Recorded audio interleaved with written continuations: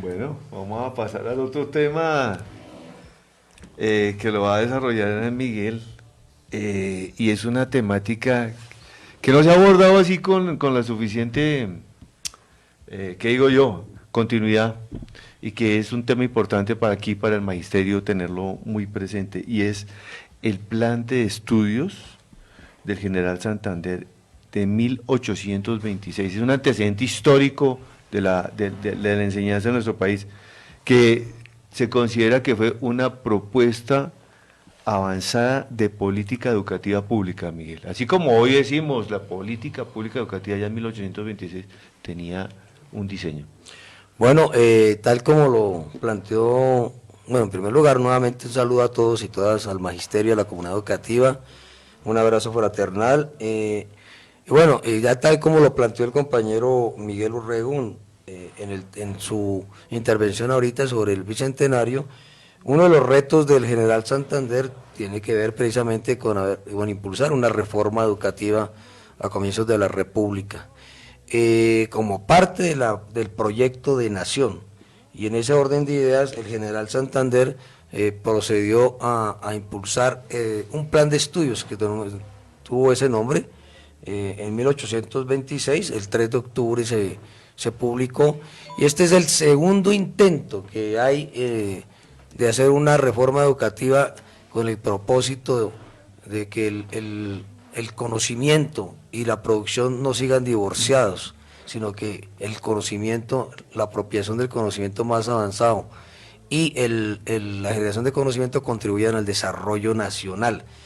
Digo que este es el segundo intento, el primero en la República, pero el primero en la República, pero realmente el antecedente fue el plan de Moreno y Escandón en 1774, que dio, impulsado por Mutis, y que contribuyó pues al proceso de independencia.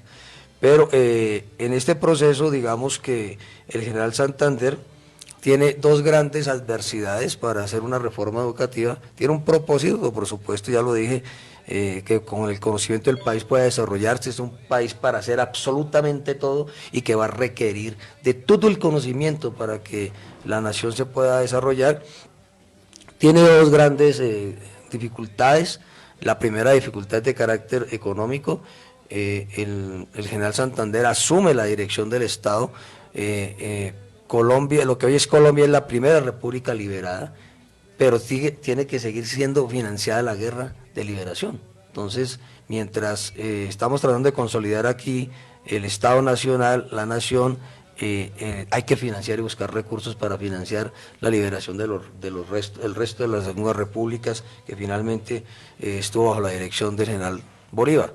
Y en ese orden de ideas, esta fue una dificultad, la dificultad económica, y la otra dificultad es la profunda contradicción y polarización entre las fuerzas progresistas, en este caso representadas por Santander, de impulsar todo el tema de la enseñanza de las ciencias, y por supuesto la contradicción de las fuerzas regresivas que planteaban que era la fe lo que se debía mantener frente al conocimiento científico, y esto fue parte de la contradicción que después tuvo unos ribetes políticos, y por esa razón el plan de estudios de Santander duró solamente 2 años. Digamos que hay tres características teniendo este contexto en el plan de General de Santander. Una es que el plan crea el Estado asume la educación. Esto es muy, pero muy importante. Deja de ser un asunto voluntario, un asunto de la Iglesia. El Estado asume y se empieza a crear un sistema público educativo en medio de la batalla. En las universidades, por ejemplo, se impulsan, además de los representantes del Estado, juntas de gobierno, en las cuales está el rector, el vicerrector y representantes de los maestros, de los catedráticos. Esto es muy importante. La segunda característica es el énfasis en el nivel académico, en introducir todo el tema de los métodos experimentales, todo el desarrollo del conocimiento científico, la relación que se necesitaba en ese momento del conocimiento científico con los renglones de la economía, y el impulso y compra de imprentas, era la idea para publicar absolutamente todo y volver de conocimiento público lo que eran los libros sobre los diferentes aspectos, temas científicos. Este es el segundo tema, especialmente el énfasis era en las ciencias naturales, por supuesto, y también un impulso como parte de la nación de traducir de las lenguas extranjeras lo que a la lengua nacional, el tema de las ciencias, pero también un reconocimiento a las diversas lenguas indígenas aquí. Y una tercera característica es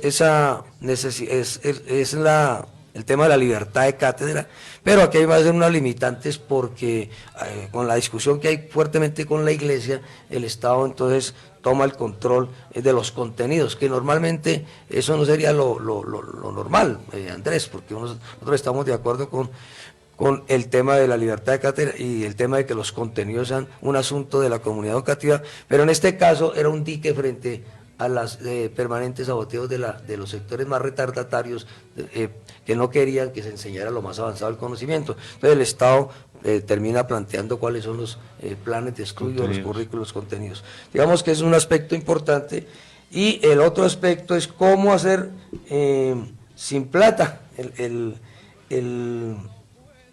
la reforma, y entonces en ese sentido se le plantean 5 niveles educativos. El primero de las primeras letras, que tiene que ser asumido en las parroquias, impulsado incluso utilizando los antiguos conventos o los conventos actuales.